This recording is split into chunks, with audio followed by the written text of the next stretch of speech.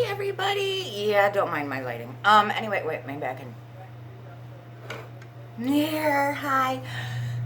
So anyway, I went to work this morning and I got off at 11, got to go back at 3. So I have some time to actually do a little bit more thoughts video after I've been watching several different videos, several different views, doing a little bit of research and things like that.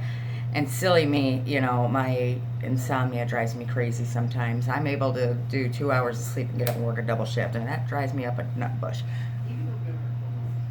Anyway, I wanted to touch a little bit more base on the Peter Monn issue. And I don't specifically think things are all about Paige. I want to start with, I truly believe, and this is just me, just my opinion, that Peter I think Peter thought he was a bit untouchable. I really do. I think he thought, you know what, no one's going to mess with me because I'm like the huggable bear, the huggable teddy bear of the drama community. I really think that in his mind he thought that he really wasn't, you know, he's not touchable. Sorry. Got a little tongue twisted. So anyway, I really think he thought in his mind that he was untouchable, that everybody was always going to come to his defense. And because for a long time, people have come to his defense. Obviously, with the Rich Lux situation, yes, people came to his defense. I mean, that was a horrible thing that happened. However, I think that's what started Peter's ride, okay? Because so many people, that situation there started a bit of a movement, which was something that I can say I'm proud that I made videos on. And that's kind of where I got a little bit of my niche in the drama community, where I started doing, you know, just some commentary videos and things like that. That's kind of where my niche started. Okay. So I think with that great overwhelming support that he got, he grabbed that a little too hard, okay? And then all of his persona always comes off as, you know, again, like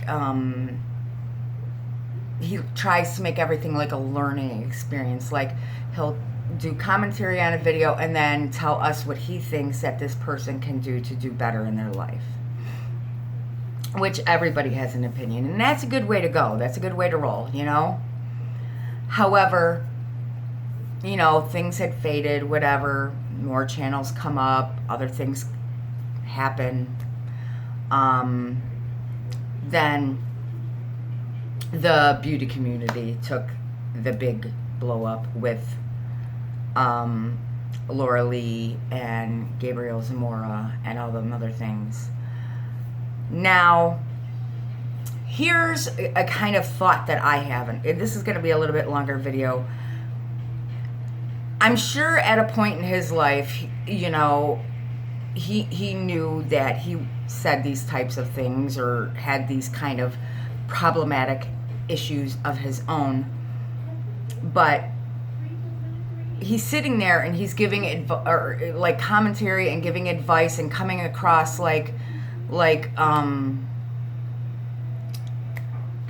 Papa Bear, let's put it in that perspective, and saying what he thinks that they should do to make things right or would make things better, and then all of a sudden his tweets surface. So then we're all sitting there like, oh boy, look at the pot calling the kettle black, you know. Ooh. So we're sitting there, and now again, there were drama channels that did surprisingly still come in defense to him, which is amazing, you know. It's amazing. And I think maybe that kind of validated his feelings that he had a little bit more of thinking he was untouchable, because he just made out of that butt unscathed. Not completely unscathed, but unscathed. Let's be honest. He didn't take that much of a hit. I mean, a lot of people were disappointed and surprised and like, wow, this is ridiculous. And then, so you have all of his friends, you know, or acquaintances, or, you know, the YouTube that he has reached, you know, that he has contact with, such as Dustin and, you know, Rich Lux and everybody, whatever. But, you know, there were people that did come to his defense. They did tell him it was a shitty thing and what they should do, what he should do, and yada, yada, yada. Then, this was the straw that broke the camel's back, and that was the Jaclyn Hill. Okay, what happened, you know, that set Dustin Dailey off, and I actually agree with why he got set off, because especially knowing that Here for the Tea and T-Spill, you know, they've teamed up, they've been working on this project, you know, they've been doing this stuff. And let's take it back, like, because, you know, when all that stuff was going on with John Cookian or whatever, you know, he spoke to Jeffree Star, and he would always hold up the mirror and be like, maybe something's going to happen. I don't know if, I personally think that might be what Dustin was talking about, the collab with Jeffree Star. That didn't happen because he's had a huge, enormous channel, and I'm thinking back and remember, you know, that he's constantly holding up the mirror and all this other stuff. I think it was maybe possibly Jeffree Star. That's my opinion. And it fell through, whatever. If it wasn't Jeffree Star, it doesn't matter. Okay? But for him to sit there and think that he had the right to kind of put himself or insert himself in that mix, I personally think is wrong. Do I think, had nobody called him out on that, if none of these channels called him out on that, would he have done it? Absolutely. I absolutely 100% believe he would have stole her thunder, just took her thunder away. I think he would have took it and ran with it. I really do. And that, I'm not saying he's a crappy human being. I'm not. I mean, I get that offended him, and I mean, I met some crappy human beings, you know. People got to do a little bit more than something like that for me to call you a crappy human being, you know, because let's get real. There are people out there that do god-awful things, and that, I don't think anything that he did makes him a crappy human being. I think it makes him, you know, like, overthinking of himself, a little bit, you know, egotistical, you know, like, I think his ego got the best of him, guys. I think he literally thought, I'm untouchable, nobody's gonna mess with me, and even if they try to mess with me, you know, his subscribers are gonna go ham, and he would get right out of it, because so many people have backed Peter before. Like, he has just been kind of almost untouchable. So that's why I totally agreed with what Paige had said, that she didn't want to make any videos about him because she would have took a big ass hit for it. She would have. And just let me also add this in while I'm trying to think of everything. The fact that he even, like, associated with Stephen Mango or whatever, to me is a huge turnoff. It's like, if you're willing to go that down far into the totem pole, because in my opinion, Stephen Mango is just a little bit above John Cookian. You know, they're just like in the same realm. So I'm actually surprised. No, I'm not. I'm actually bewildered. Let's put it that way. I'm baffled of why he would even Stephen Mango anything. Especially that there was a video made about him that, is he the next John Cookian? And that, dude, really? I mean, I don't get it. I don't. But hey, just do you. But I think his ego got so high and so far up, thinking that he was not touchable, that he rode with it too long. And I think he's hurt, but not in the way that everybody else thinks he's hurt. Personally, I think he got caught with his pants down and he's in the corner and he don't know what the hell to do.